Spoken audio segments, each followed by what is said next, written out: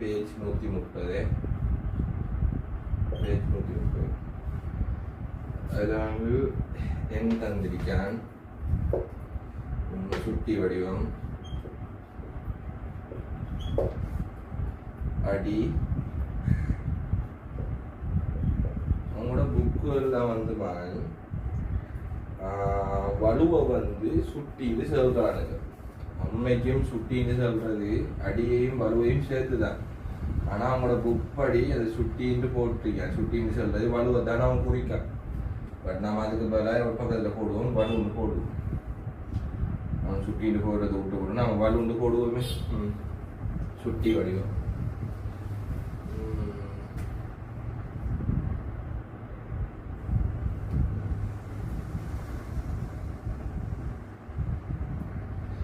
இதில் வந்து முதலாவது 8 அதை சுட்டி வடிவம் 2 தந்திருக்கான். அப்போ இதில் அடின்னு சொல்றதுக்கு கீழே வாரா யாரு 2 மேலே அந்த வலு என்ன 3. சரியோ, இது முதலாவது. ரெண்டாவது 9 தந்திருக்கேன். 9 சொல்கிறேன் என்ன 9 3 தர 3 அதானே. அப்போ 3 வர்க்கம். இது அடி வந்து எது 3. இந்த வலுன்னு சொல்றது மேல் அடிக்கிறவர் 2. சரியோ, அடுத்தது வந்து 16. இதை வந்து நாம் எழுதலாம் 4 வர்க்கம்னு எழுதலாம். அப்படி இல்லாட்டி 2 4 எழுதலாம். பாருங்க, 2 4 6 8 8 16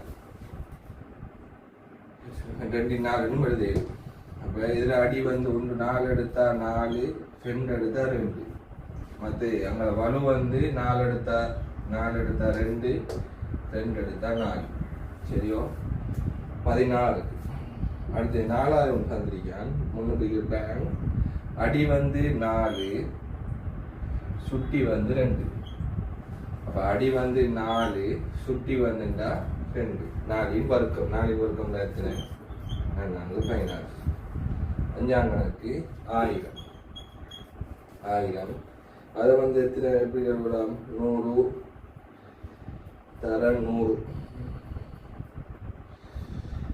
100 தர 100 எழுதலாம். 100 இல்லை எப்படி இல்லை 100 100 வராது. 10 தர 10 கணங்கள் வரும். 10 தர 10 100, 100 தர 10 1000. இப்போ இங்கே அடி வந்து எத்தனை 10, வலு வந்து 3. சரியோ, இது வந்து உங்களோட உதாரண கேள்வி. ஆல்ரெடி படிச்சது 7ஆம் ஆண்டு பேஸ் பண்ணி போட்டேன். 7ஆம் ஆண்டில் படித்ததை பேசி போட்டேன். உதாரணம் மீட்டர் பயிற்சி. இதை கவனிப்பீங்க, செஞ்சு பார்த்து போடுமான்னு நீங்கள் இந்த வீடியோவை பார்த்தா சரி. வீடியோவோட உங்களோட விடையில செக் பண்ணி பார்த்தா சரி. சரிதானே.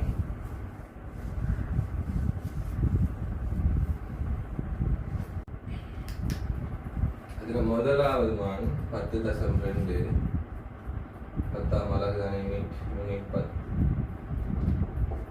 சொல்லி அதில் 10.2 பெருக்கத்தின் வலு. பெருக்கத்தின் வலு ஒன்று போடும். பெருக்கத்தில் வந்து முதலாவது உதாரணம் 2 தர 3 இப்படி வர்க்கம் வந்தா இதை வந்து 2 தர உதாரணத்துக்கு எக்ஸின் வர்க்கம்டா எக்ஸ் தர எக்ஸ் தானே. அதே போல இதை நம்ம இப்படி உடச்சி எழுதிட்டோம். 2 தர 3 வர்க்கம்டா ஒரு 2 தர எழுதி. அதுக்கு பிறகு 2 தர 3 தர 2 தர 3 இப்படி தானே. இவ 2 வரை ஜோடி சேர்த்தா 2 வர்க்கம் தர இவ 2 வரையும் ஜோடி சேர்த்தா 3 வர்க்கம். இப்படி பிரக்கெட்டுக்கு வந்து மேல அப்படி முழுவதும் வர்க்கம் வந்தா இந்த வர்க்கம் இவருக்கும் வரும் இவருக்கும் வரும். இதான் பெருக்கத்தின் வரும். அதுதான் நாம எழுதிச்சு இப்படி. அப்போ உங்களுக்கு உதாரணத்துக்கு ஏ தர பியின் முழுவதின் வர்க்கம் தந்தா இதை பெருக்கத்தின் வலுவா எழுதுண்டா ஏயின் வர்க்கம் தர பியின் வர்க்கம் எப்படி எழுதுனா சரிங்க. பெருக்கத்தின் வலு உள்ளுக்கு வந்து இருக்கிற டைப் இந்த வலு வந்து உள்ளுக்கு வரும் அவ்வளவுதான். கூட்டல் இருக்கிற டைம் இது பெருக்கல் இருக்கிற டைம்னா இது சாத்தியப்படும். பெருக்கல் இருக்கிற டைம் பாவிக்க ஏழு இன்னொரு விஷயம் சரியோ. அடுத்தது வந்து ஏபியின் கணம் 2 வந்தா வர்க்கம் 3 வந்தா கணம். இதை வந்து எப்படி எழுதுறேன்னா இந்த கணமர் வந்து ஒவ்வொரு ஆளுக்கு தனித்தனியா இறங்குவார் அவ்வளவுதான். ஏயின் கணம் பியின் கணம் அவ்வளவுதான். இதை வந்து நம்ம சொல்லிட்டா ஏயின் வர்க்கம் பியின் வர்க்கம் இந்த பெருக்கல் தேவை இப்படி இது எழுதலாம் சரியோ. வர்க்கம் வந்தா பெருக்கல் இருக்கிற மட்டும் இந்த வர்க்கம் உள்ளுக்கு தனித்தனியா வரணும். இந்த வர்க்கம் தனித்தனியா உள்ளுக்கு வரணும் பெருக்கத்தின் படும். அடுத்த உதாரணத்தை பார்த்தீங்கன்னா ஒரு புது உதாரணம் 2x கணம். 2x கணம் தனித்தனியா இறங்க போறார். 2 3 x 3 சரியோ. அடுத்த உதாரணம் வந்து 3ab முழுவதின் கணம் வேண்டாம் தனித்தனியா இறங்க போறார். பெருக்கல் இருக்கா அப்ப 3 கணம் ஏயின் கணம் பியின் கணம். பெருக்கத்தின் வலுவாக எழுதி போட்டு இதன் பெருமதியை காணுகின்றா நாம இந்த 3 கணக்குரிய பெருமதியை மட்டும் கண்டுபிடித்து கலசா கொடுத்தா சரி இவ்வளவு. பெருக்கத்தின் வலுவாக எழுதி அதன் பெருமதியை காணுன்னு சொல்லுவாங்க. உங்களுக்கு இப்ப பெருக்கத்தின் வலுவாக மாத்திரம் எழுதுன்னு சொல்லுவீங்க. இப்படி பெருக்கல் இருக்கிற டைம் பிரக்கெட்டை போட்டு மேல வர்க்கமோ கணமோ ஏதோ தந்தா உள்ளுக்குள்ள ஒவ்வொரு உறுப்போடையும் தனித்தனியா இறங்குவாங்க. இதை நாம ஞாபகம் வச்சுக்கிட்டா சரி.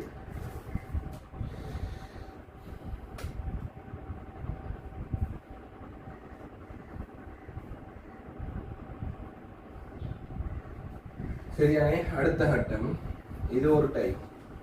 அடுத்த டைப்ல தான் நினைக்கிறான் ஏயின் கணம் பியின் கணம் என்று இப்படி தந்தால் பெருக்கம் ஒன்றின் வலுவாக தருக. பெருக்கம் ஒன்றின் வலுவை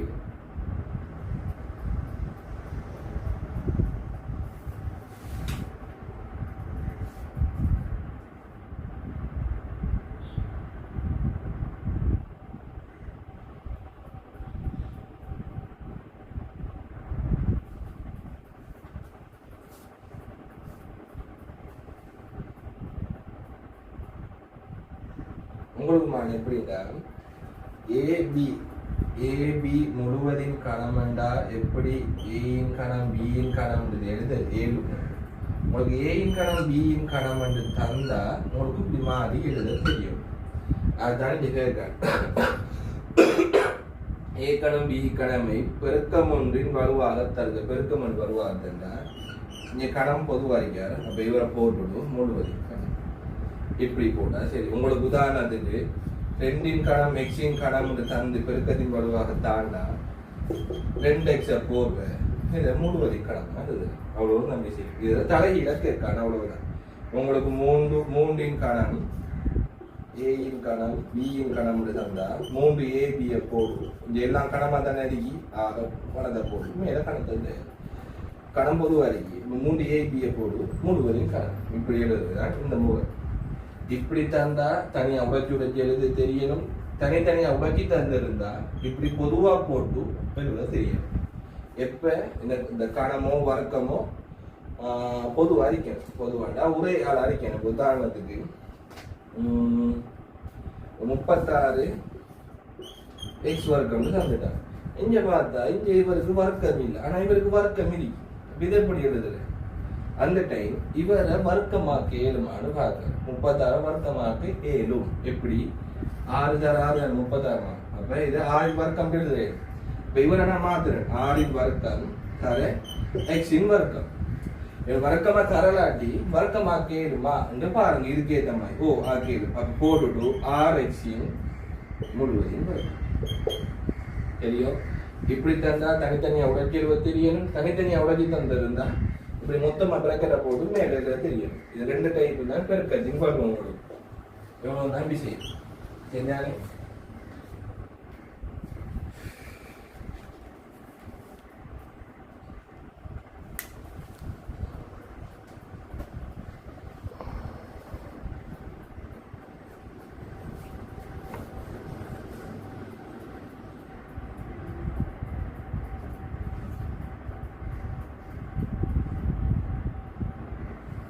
அதில் உங்களுக்கு பயிற்சிகள் பயிற்சி கட்டாயம் செஞ்சு பாருங்க.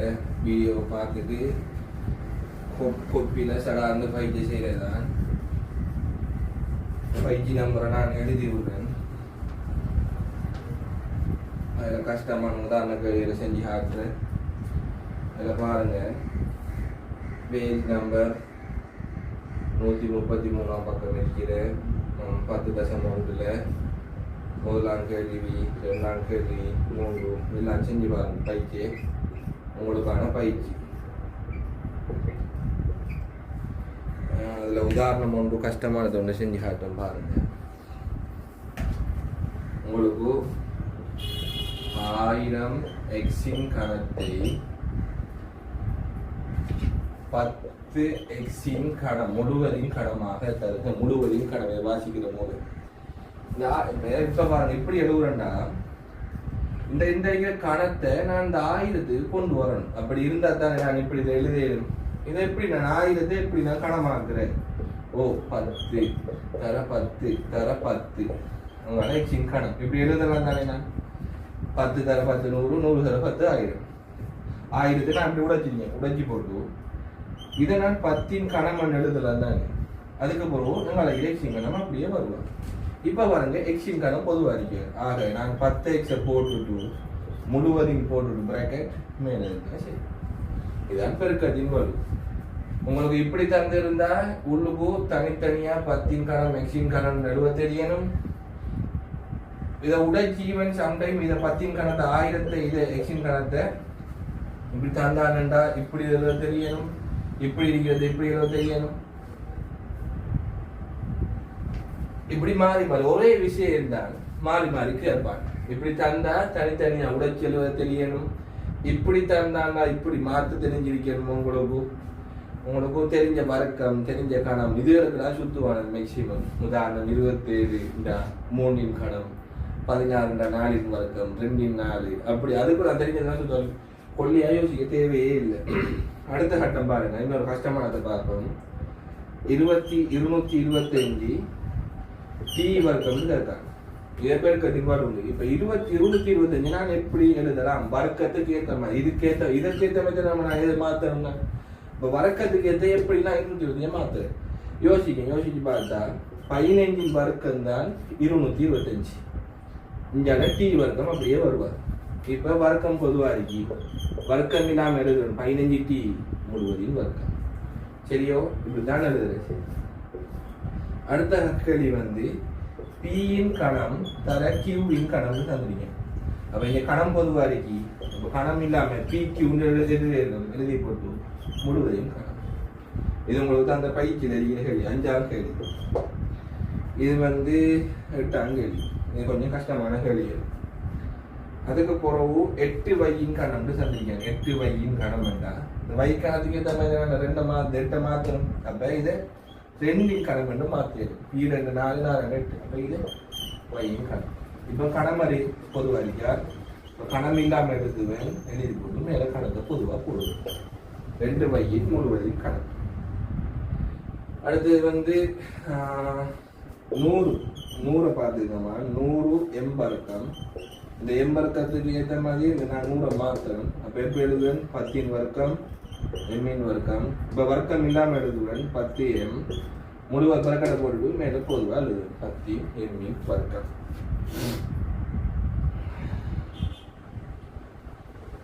சரியோ? எவ்வளவுதான் விஷயம் பெருக்கத்தின் பழு. பயிற்சி செஞ்சு பாருங்க. பயிற்சி நம்ம ரெடி ஊக்கி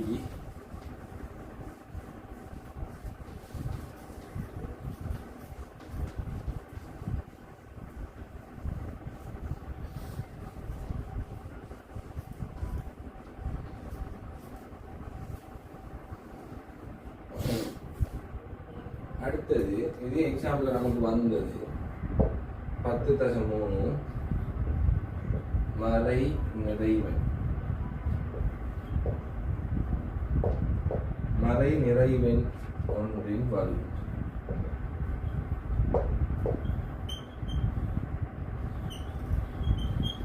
மறை நிறைவன் ஒன்றின் வலு. இது உங்களுக்கு எக்ஸாம்பிள் வந்தது. 10 மார்க்ஸை போட்டேன். கஷ்டம். இப்போ உதாரணத்துக்கு எப்பயும் நேர்லேயே ஒரு என்ன சொல்கிறேன் அடி வரதை நம்ம பார்த்துருக்கோம். இப்போ இந்த டைம் வந்து மறை 2 4 அடுக்குன்னு தந்துடுவார். அடுத்த உதாரணம் தந்திருக்கான் மறை 5 கணம். சரிதானே? விளங்குதா? பெஸ்ட்டுக்கு நாம இங்க வரப்போற எண்ணுக்குரிய பெருமானம் நேரா மறையா என்றதை கண்டுபிடிக்கணும். அது பெஸ்ட் வேலை. இங்க இப்ப இந்த பெருமானம் இந்த கண்டுபிடிக்கிற டைம் இது வார பெருமானம் நேரா மறையான்னு கண்டுபிடிக்கணும். எப்படி? ஒரு இலக்கத்துல அடி வந்து மறையில தந்தானண்டா அது வலு இல்லாட்டி சுட்டி வந்து ஒற்றை எண்ணா இருந்தா விட வந்து மைனஸ்ல வரும். ஒற்றை எண்ணா அது பக்கத்துல நோட் பண்ணிங்க. ஒட்டெண்டா மைனஸ்ல வருவார். ஈவன் நம்பர்னு சொல்றேன். ரெட்டை எண் ஈவன் எண்டா பிளஸ்ல வருவார். இப்ப இங்க பாக்கீங்க இந்த அடியில வலு வந்து நேர்ல இருக்க ஈவன் நம்பர். அப்பண்டா இவர பெருமானம் பிளஸ்ல வரக்கூடிய பிளஸ் நம்ம உடனே அவங்களுக்கு போடுறடி நோம்பலா இருந்தா சரி. இப்ப மறை பெருமானத்தை காணுது. வரப்போற பெருமாள் நேரம் மறையா காண்கிறோம். அப்ப இது இல்லாம 2 4 பெருமானத்தை காணுங்க. 2 தர 2 தர 2 தர 2 எத்தனை வருவார்? 16. சரியோ? இதுக்குரிய பெஸ்டுக்குரிய அந்த இதுக்குரிய பெருமானத்துக்குரிய வார பெருமானத்துக்குரிய கண்டுபிடிப்பே நேரண்டா போட தேவை அவசியம் இல்லை. மறை என்ன கட்டாயம் போடணும். போட்டு இதை குறி இல்லாம பெருக்கி போட்டு விடையை கட்டா சரி. நான் சரியோ? இப்ப பாருங்க இந்த மறையிட வலு வந்ததுன்னு ஒட் நம்பர் ஒட்டண்டா வரப்போற பெருமானம் மைனஸ்ல வரப்போறாரு. அப்ப 5 கணம் என்றா இப்ப குறி இல்லாம நாம பெருக்கி விடையை கட்டா 5 சர 5 தர 5 இதான 5 கணம். 5 25 25 தர 5 எத்தனை? 125. மறை 125. இவ்வளவு விஷயம். மறை வலு இவ்வளவு. வரப்போற பெருமதிக்குரிய குறியலை கண்டுபிடிக்கிற இதை கொப்பில் எழுதி வச்சு ஒட் நம்பர் 2 மறை ஈவன் நம்பர் 2 பிளஸ். அதுக்கப்புறம் நம்ம பெருக்கி விடையை காண்பது நம்மளோட வேலை. இன்னொரு விஷயம் உங்களுக்கு எக்ஸாம்ல வந்து நினைக்கிறேன்.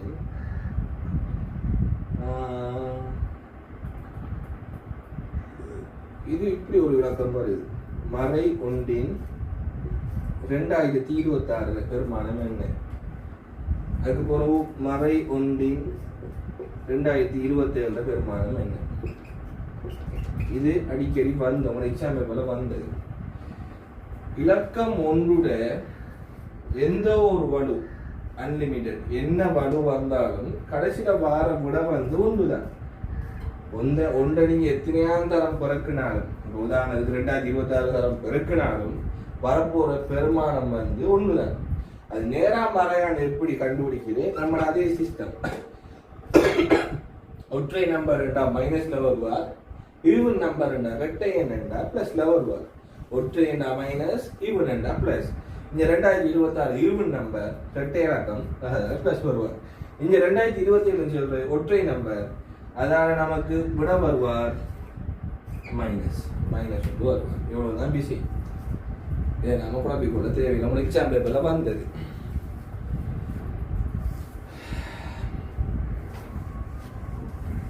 அதுல வந்து பயிற்சிகள்ல சிலதுகளை செஞ்சு காட்டுறேன்னு பார்த்துக்கொள்ளுங்க.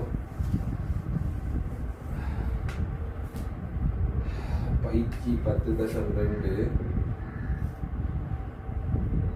சில உதாரணம் செஞ்சு காட்டுதானே வேணும்.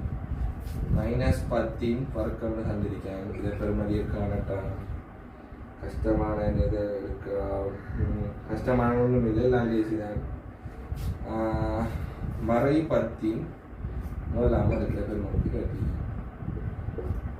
மறையில வந்தா இங்க ஒற்றை இலக்கமா ரெட்டை இலக்கமானு பார்க்க வேண்டியதுதான்.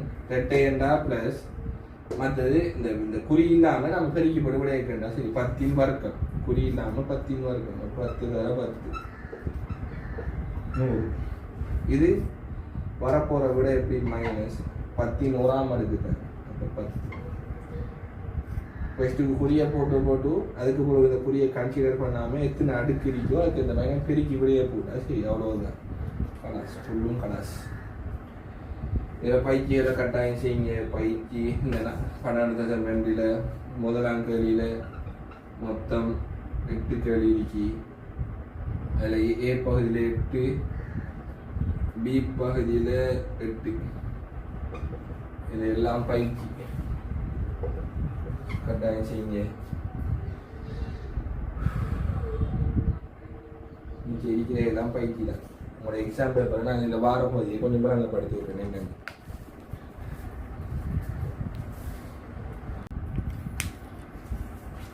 இதோட தொடர்ச்சி அமைக்கால் உங்களோட எக்ஸாமில் வந்த இந்த சுட்டிகள் தொடர்பான அந்த கேள்வியை இன்னொரு நம்பலாம் தப்பாது. உங்களுக்கு எக்ஸ்ட்ரா மேக்ஸ் எல்லாம் போட்டது நான். அப்போ அதில் முதலாவது கேள்வி எக்ஸாம் பேப்பரில் பாருங்கள் வந்த கேள்வி சுட்டிகளில் வந்த எக்ஸாம் பேப்பரில் செகண்ட் டைமே கண்டிப்பாக பாருங்க. இதில் முதலாவது சொல்றான் 27 எக்ஸின் கணத்தை பெருக்கத்தின் வருவாக தருது. 27 எக்ஸின் கணத்தை பெருக்கத்தின் வருவாக தருகிறார். இந்த கணத்துக்கு ஏற்ற மாதிரி இந்த 27 நான் மாத்தினா 27 எப்படி எழுதலாம்? 3 தர 3 9 9 3 27. ஓகே, அப்போ 3 கணம் எக்ஸின் கணம் எழுதியது. இது எழுதிட்டு இங்கே கணம் இப்போ பொதுவாக இருக்காது. இப்போ கணம் இல்லாமல் எழுதிட்டு முழுவதையும் போட்டுட்டு பிராக்கெட் கணம் சரி. இதுதான் பெருக்கத்தின் வலுவாக எழுதுகிறது. இதுதான் முதலாக கேள்வி. ரெண்டாவது 2 எக்ஸின் கணம் 2 எக்ஸின் முழுவதின் கணம் தர 5 வையின் முழுவதின் வர்க்கம் வழுக்களின் பெருக்கமாக எழுதுனா இவர் தனித்தனியாக வந்து வழங்குவார். உள்ளு விளங்குதானே? அப்போ 2 கணம் தர எக்ஸின் கணம் அங்கால தர 5 வர்க்கம் தர வையின் வர்க்கம் தனித்தனியாக இறங்குவார். அவ்வளவுதான். இறங்கி போடான்னு சொல்றான். கடைசி அடி போட்டு எழுதி சுருக்குக என்று சொல்றான் ஒரு வார்த்தை. அப்ப நாம சுருக்கி கடைசி உடைய கொடுக்கணும். என்ன இந்த எண் பெருமானத்துக்கு பெருமானத்தை கண்டா சரி அவ்வளவுதான். 2 கணம் 2 4 2 8 எக்ஸின் கணம் 5 வர்க்கம்டா 25 தர வை வர்க்கம் 25 தர 8 8 5 40 4 மிச்சம் 200 வருவா. 200 எக்ஸின் கணம் வையின் வர்க்கம். இதான் அவன் கேட்டது. வல்கனி பெருக்கமாக எழுதி போட்டு சுருக்குனா சரி. சுருக்குன்னு சொல்ல இந்த பெருக்கி 2 எண்பெருமானத்துக்கு முறையை கண்டா சரி. அடுத்து மூன்றாவது a சமன் 3 b சமன் -2 எனின் a வர்க்கம் சய 3b இன் பெருமானத்தை காணுங்க. ஏக்கு என்ன சந்திக்கான் 3 வர்க்கம் சய 3 தர சயம் 3 தர பிக்கு பெருமானம் தந்திருக்கான் சய 2. ஓகே, இதெல்லாம் எழுப்புல விடுற இங்கே சய போடாமல் 2 போட்டு வைத்திருக்காரு. இப்போ 3 வர்க்கம் 9 இந்த சைவம் பெருக்கப்பட்டா பிளஸ் 3 தர 2 எத்தனை 6. 9 மாலையும் கூட்டினா கடைசி விட 15. ஏன்னா 3 அங்காட்டு. அடுத்து 4வது விஷயம் 2 கணம் 3 கணம் 2 கணம் தர 3 கணம் இதன் பெருமானத்தை காணுங்கண்டா 2 கணம்டா 8 3 கணம் என்றா 27 இதை பெருக்கணை 216 வரும். 216 2 கணம் என்றா 8 2 3 தரம் வெளி பெருக்கிற 3 கணம் என்றா 3 தரம் 3 27 வரும். அது 2ஐயும் பெருக்கினா பெருக்கல் தான் சுட்டியான சொல்லி மேக்ஸிமம் பெருக்கல் தான் வரும் உங்களுக்கு. அடுத்த கட்டம் எவ்வளவு சரிதானே? எழுதாத எழுதிக்கிங்க பேப்பர்ல.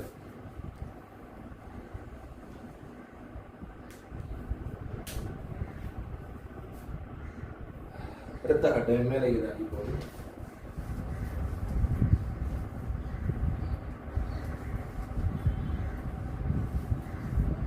அடுத்து அவன் சொல்றான் -5 வர்க்கம் தர 2 கணம் தர சய 3. அப்போ கடைசார்பு சுட்டிகளில் படித்தது இந்த மறையில் வந்த சுட்டிகள் ஃபஸ்ட்டுக்கு அதில் வாரப்படைக்குரிய குறியில் எழுது. இப்போ மறை 5 வர்க்கம் என்றால் இரட்டை என்னென்ன வார பெருமானம் ப்ளஸ்லாம் வரப்போகுது.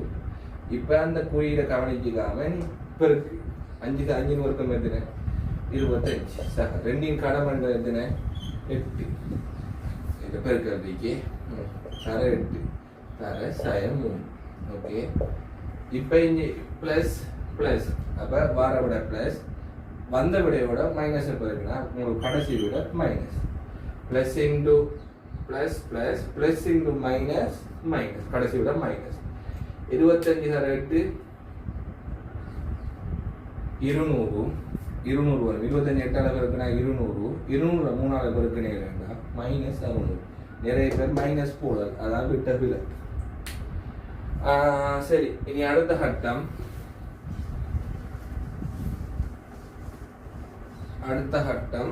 மைனஸ் 1 பெருசாகுது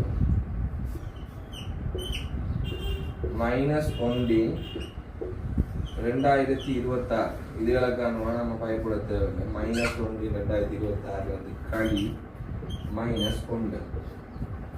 அப்போ மைனஸ் வந்தா சுட்டிகள் இந்த பாடத்தில் சுட்டி வழக்கல் பெருக்கம் ஏதோ இந்த வடிவத்தில் மைனஸில் அப்படியே ஃபார்மேட்டில் வந்தாருன்னா பெஸ்ட்டுக்கு வாரப்படிக்குரிய என்ன சொல்ற குறியை கண்டுபிடிக்கும். இப்போ இவர் ஒற்றை எண்ணண்டா மைனஸ் இரட்டை எண்ணண்டா ப்ளஸ் வார விட ப்ளஸ் தான். எந்த ஒரு ஒன்றுக்கும் என்ன ஒரு நீ வலுவா போடு வார விட உண்டு தான். இப்போ அதை போடு ப்ளஸ் 1 ஒன்றுக்கும் நீ என்னதான் வலுவா போடும் வார விட உண்டு தான். இந்த குறிகள் ஒற்றை எண் இரட்டை எண்ணில் தான் இந்த குறிகள் மாறப்போகுது. இங்கே ஒற்றை எண்ணண்டா மைனஸ் இரட்டை எண்ணா ப்ளஸ் அவ்வளோதான். இந்த வார குறி அவனோட கடைசி விட இந்த மைனஸ் வந்துட்டாங்க இங்கே ப்ளஸ் வந்துட்டாங்க. ஓகே களி இங்கே ப்ளஸ் 1 இங்கே நாம் அச்சர கணித கோவையில் படிச்சிருக்கணும். இப்போ ப்ளஸ் எக்ஸ் சய மைனஸ் எக்ஸ் இப்படின்னு வந்தால் உதாரணத்து 2 சக 2 சய 2 இப்படி வந்த என்னமா கடைசி விட 0 தானே. ஒரு ஆள் நேர் அதே அல்மறை அப்படி 2 பேரும் சேரத்தை வந்து கடைசியில் வந்து சேர போறாரு 0. அதே போல ப்ளஸ் 1 கழித்தல் அங்காட கழித்தல் 1 இப்போ இவங்க 2 பேரும் பீத்துவார் ப்ளஸ் 1 மைனஸ் 1. உண்மைக்கும் சொல்ல போனால் இவரது ப்ளஸ் இருக்கு. இந்த மைனஸே ப்ளஸையும் திசை கொண்ட இடங்களில் படிச்சிருந்தாடா அவன் ப்ளஸ் மைனஸ் இந்த பெருக்குனா ப்ளஸ் 1 அங்காட மைனஸ் 1 2 பேரும் வேற இருக்கு. நம்ம எவ்வளோ கூட்டுனா அவர் இல்லாமல் போவார் 0. அவ்வளோதான் விஷயம். இதான உங்களோட பேப்பரில் அந்த கடைசியில் 0 போட்டீங்க. நிறைய பேர் செய்யலை மார்க்ஸ் போட்டு எக்ஸ்ட்ராவாக